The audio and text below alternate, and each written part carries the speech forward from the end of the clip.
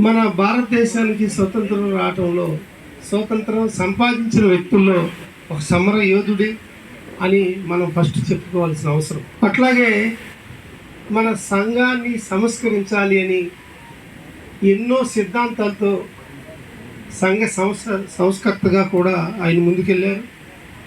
బీహార్లో ఒక పేదరికంలో పుట్టి దేశ రాజకీయాల్లోనే, అంటే దేశ రాజకీయాల్లో ఎందుకంటున్నానంటే ఆయన చేసిన పదవులు, ఆయన రాజకీయాల్లో సెంట్రల్ గవర్నమెంట్లో సుమారుగా 40 సంవత్సరాలు మంత్రివర్గంలో ఒక రికార్డు, ఇంతవరకు ఎవరు ఆ రికార్డు సాధించలేదండి. ఎన్నో మంత్రిత్వ శాఖలు, అగ్రికల్చర్ మినిస్టర్ దగ్గర నుంచి డిఫెన్స్ మినిస్టర్ దగ్గర నుంచి ఎన్నో మినిస్టర్లు చేశారు. అంటే ఒక వ్యక్తికి ఒకసారి మంత్రి ఇస్తారు, లేదంటే ఒకసారి ఎన్నుకుంటారు.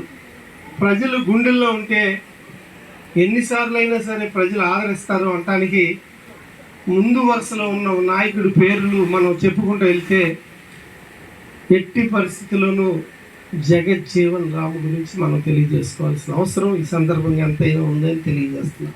అప్పట్లో భారతదేశంలో రాజ్యాంగ పరిషత్ అని ఒక సంస్థను స్థాపించారు. ఆ సంస్థకి ఆయన స్థాపించడంలో మూల కారకుడు.